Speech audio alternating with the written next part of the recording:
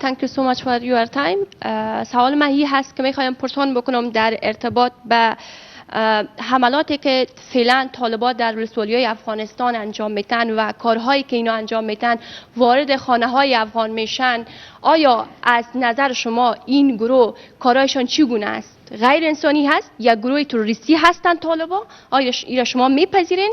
و دیگه ای که در این اواخر آیا اجساد پاکستانی را شما کشور پاکستان دریافت کردن از افغانستان تسلیم شده باشند؟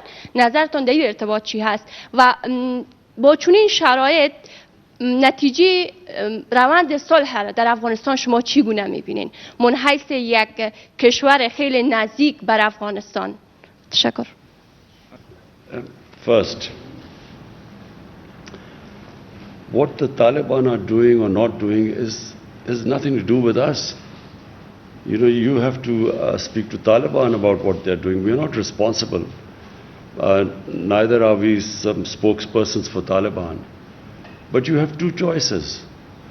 20 years a military solution has been attempted to bring peace to Afghanistan, and that's failed.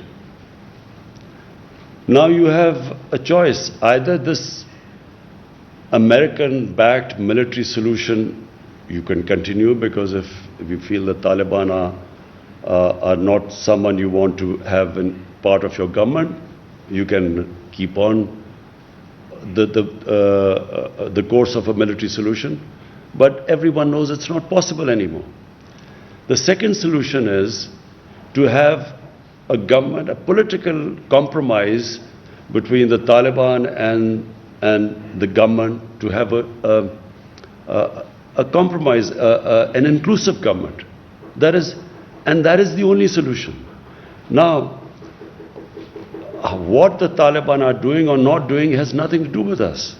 All we want is that there should be peace in Afghanistan. Pakistan's interest is peace there. There are 3 million Afghan refugees in Pakistan. Almost all of them are Pashtuns. And all of them,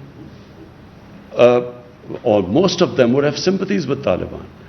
How is Pakistan supposed to check who is going over there to fight or not when there are about 25,000-30,000 people who cross every year, every day? They go into Afghanistan and come back. How is Pakistan going to check that? So Pakistan has consistently said that if the Afghan refugees go back to Afghanistan, then hold us responsible. But if there are 3 million refugees here, how can we say few hundred or few people have gone there to fight and their bodies are coming back? How can Pakistan be held responsible? There are refugee camps of 500,000 people. There are refugees with over 100,000 people.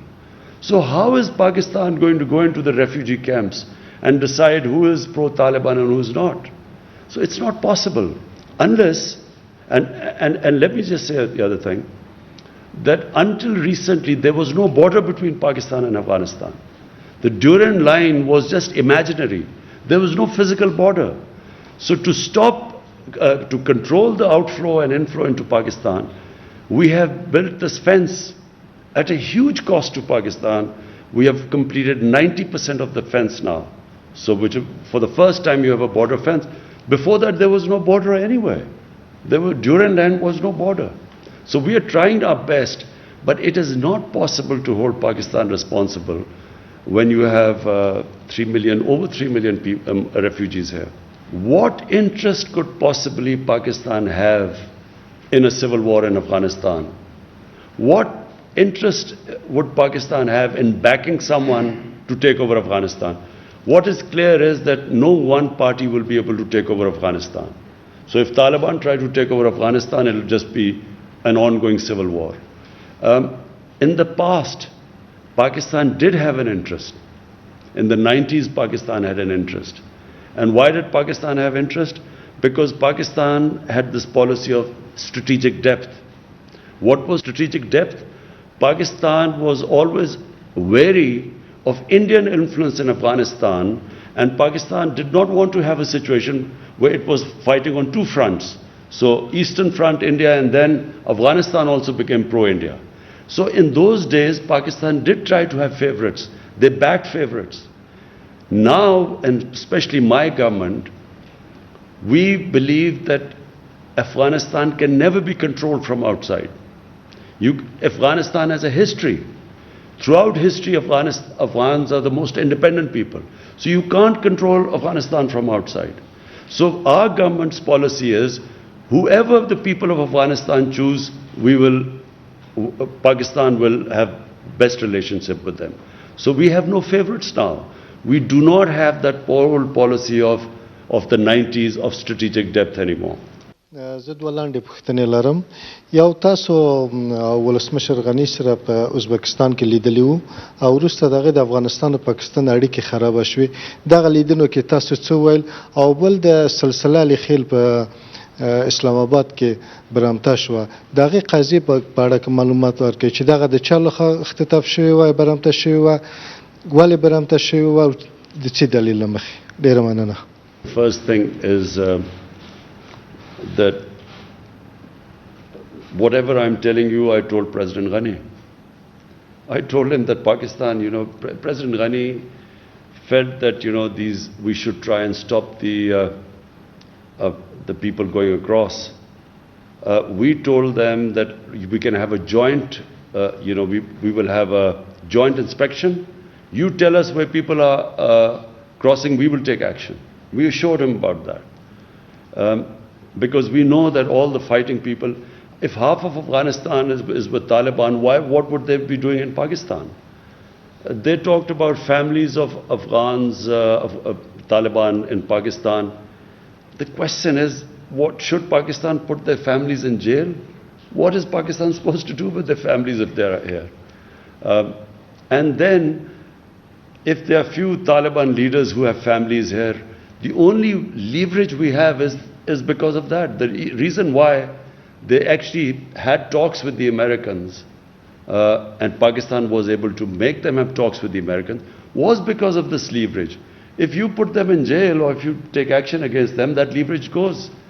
But more importantly, I got the impression that somehow the Afghan government feels that we should take some sort of a military action against, force whoever the Afghan or who the few pro-Taliban people or Taliban leaders are here.